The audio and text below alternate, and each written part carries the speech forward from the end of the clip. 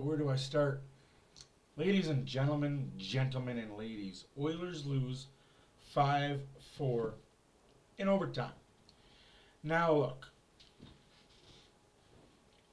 smart fan will, an average NHL fan will look at the whole game as a whole and say, what a great game. What a great game between two really good teams, back and forth. One team took a lead early, the other team tied it. One team went ahead by 2 again, the other team tied it.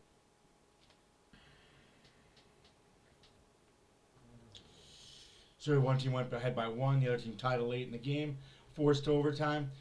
Excuse me, I'm still very underneath the weather, thus I haven't made a video yet.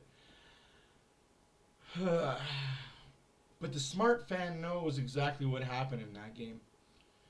And I get it. You guys that don't understand hockey and will never understand the Canadian point of view, it's just a Canadian fan bitching about officiating. But I'm going to show you some proof in this post game as to why the Oilers got fucked. And I'm sorry, the Oilers got fucked.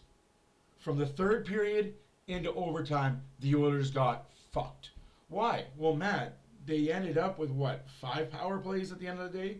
Sorry, 6. Florida only had 4 power plays, so Edmonton had 2 more power plays than Florida did. What are you complaining about? Really? So you're going to take the 32nd power play and count as a power play? They had a 5-on-3, sure. They got scored on shorthanded, absolutely. The Florida Panthers did not beat the Edmonton Oilers on Friday night.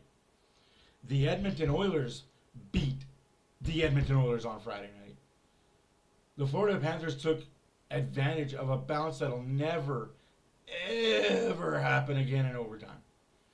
I said it in game 1. Oilers got a good break with the power play. They scored, capitalized, won the game. Florida got 5 good breaks in overtime. And late in the third period, where Draisaitl got high-sticked with blood, no call. McDavid got high-sticked with blood, no call. Kulak got elbowed in the head, no call. Bouchard got slashed, slew-footed, high-sticked, no calls. Bennett kept running over Skinner, no calls. And I'm not worried. I'm not mad. I'm not upset. I'm coming at this very rationally and telling you all, if in facto, Florida had to take it to this dirty level. Florida had to go with these antics. And they had to hope to fucking God that the 2 referees that reffed the other night were the 2 referees that reffed the other night. Had it been any other fucking official, they would have been in the box 8 times and the Oilers would have scored at least 3 power play goals. But no, they knew that we had officials, Jan Hebert and Chris Rooney. They knew who their officials were. They knew what they could get away with, and they did it. Got a little titty video for you. Thank you, NHL Secrets on TikTok. I do have their name in the description, and I will have their name on the video. Let's get into the overtime. We're going to work backwards because I'm not mad. Remember, this is me not mad. This is me giving you facts about the situation that happened in hand. Now, Glenn does get to the bench. Struble. It is here. You think, well, that's not too many men. Like, what are you griping about, old man? Like, what are you complaining about? Well, looky here. There's 1, right? And remember that new rule the NHL came out with if you have your legs over the board and there's a linesman standing there or a referee standing there, you've got 2 seconds to jump on the ice or put your leg back over. Yeah, that apparently doesn't exist anymore. If you're the Florida Panthers, that rule is not existent. Because for the majority of the game, there was a Panther player with a leg over top, and a linesman even skated by it and hit it. Linesman looked at it, looked at the player, carry on. Business as usual. Gary Bettman knew the situation. And if you don't believe me, Gary Bettman knew the situation was going to happen the other night. Oilers win game 2. This series is fucking over in 4. Florida wins game 2. Now you can kind of prolong to 5, possibly 6, even 7.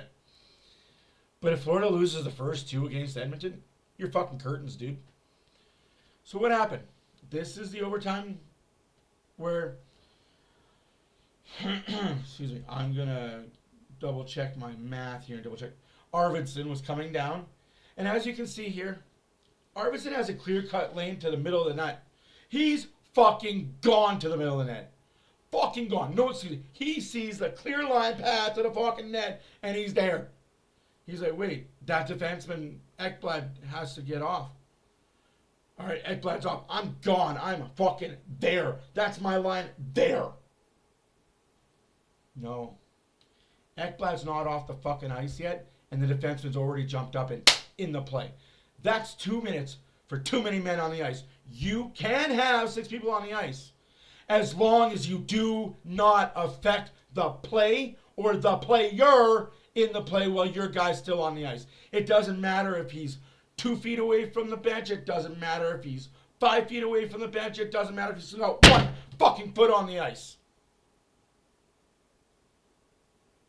If you impede the player that has the puck while the guy that you switched off for is still on the ice, arm goes the fuck up and you are in the box for 2 minutes, too many men. No, but Matt, it's double overtime. Matt, it's 50-50. You have to go in double overtime. You can't call that. Then why have it in the fucking rules? Why call them rules if you are not going to call them? Call them guidelines. Because that's exactly what the fuck they are. They are guidelines. Carry on with the footage, sir. Right there. Right there. See that? See that? I was just telling you what I just told you. These 2 guys up there by the Oilers logo, that's too many men. 1, 2, 3, 4, 5, and the other guy is back there. 6 men on the ice. The man that jumps on impedes Arvidsson from going to the net.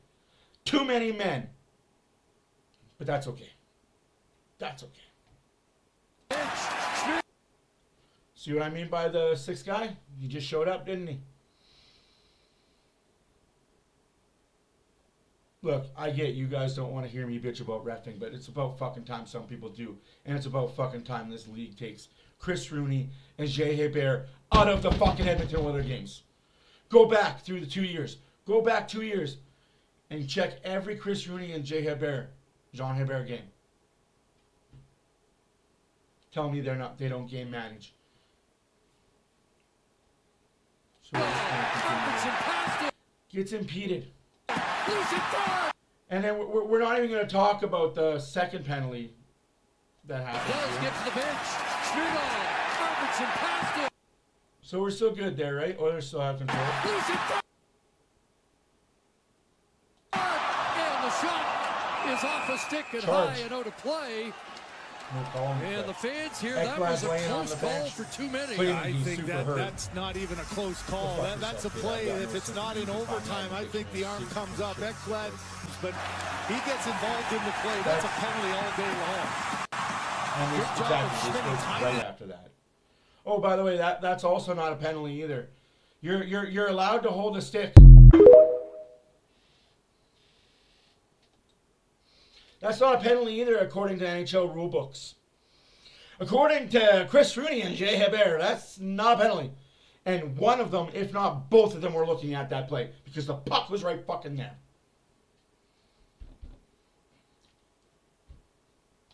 I guess if you're a Panther player, you're allowed. Like I said, there was an agenda going into last game that everybody fucking knew. If the Oilers win this game, this series is fucking done. I'm not putting it on the refs, though. I'm not putting this loss on the refs. I'm putting this loss on the power play for the Oilers and the futility of the power play. You cannot have a short-handed fucking breakaway You just can't. You can't have that. Florida just scored to tie the game up. You got yourself a power play. And that's what happens. Not fucking good enough. Now, I will tell you.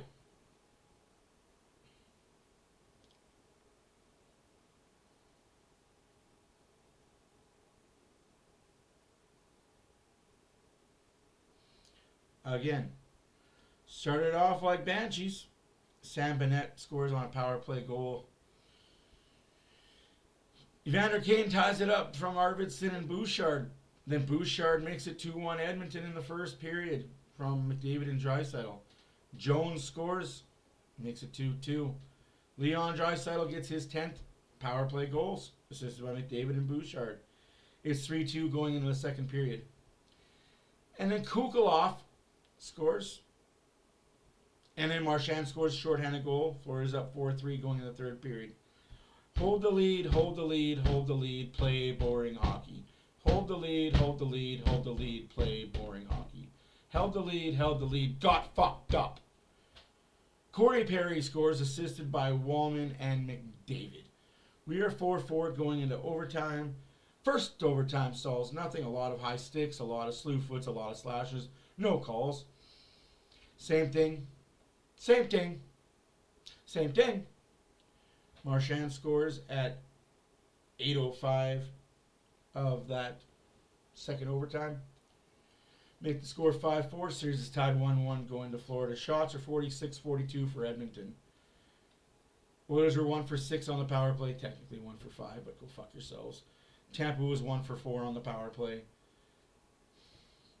Hits 60 for Florida, 39 for Edmonton. Block shots 24 for Edmonton, 15 for Florida.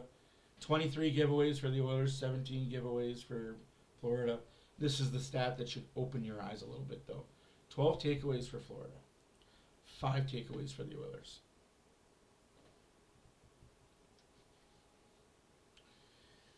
This Oilers power play better wake the fuck up because Florida takes a lot of penalties. And I'm going to guarantee you, right here and right now, Oilers are winning both in Florida. By hook or by crook. I don't care. If that means that Bobrovsky gets fucking hurt, so be it. Sam Bennett, you brought it upon yourself. Sam Bennett, you can go to your fucking starting goalie and say, my bad, man, that's on me. I attacked Stuart Skinner, they attacked back, that's on me. You can go to Ekblad when he's crawling off the ice because he's got teeth getting spit out. That's on me. Matthew Tkachuk's fucking invisible. Alexander Sasha Barkov's fucking invisible. If I were the Edmonton Oilers on Monday night, Game 3 in Florida, I'd run Sam Bennett every chance I got, dirty or not. I'd make sure he doesn't get back up. It's mean, I don't care. That's the type of style he plays. He plays that way, might as well play that way too. Make sure that he leaves and doesn't return, because that guy is the Florida Panthers. For all you Maple Leaf fans that think Sam Bennett's going to sign anywhere but Florida, get out of here. He loves the no-state tax. He loves the fact that he can go to the arena in shirt and t-shirt and in shorts and t-shirt and walk around, and nobody recognizes him. Let's be honest, Florida fans, you wouldn't recognize him if you walked by him on the street.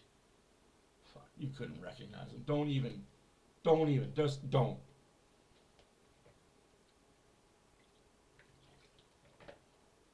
Anyways, guys, Oilers lose, series is tied. Here's 2 fun videos for you, and then I'll leave you guys because, you know, it is 12 o'clock, midnight, Monday morning. I'll see you guys at 6 p.m.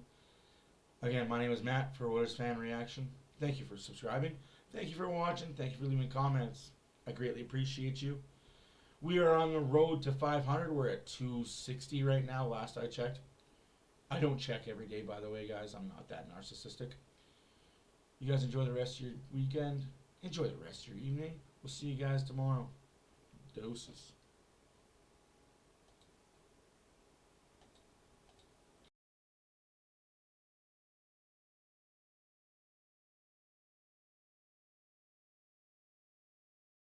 I am sick. I am sick of your shit. And when I'm not sick, I'm tired. I am sick and tired. Oh. Now calm down, Italy. They did their best, shoddily, Italy, diddly. Gotta be nice, hostility, diddly, diddly, diddly. Oh, hell, diddly, ding, dong. Oh. Now calm.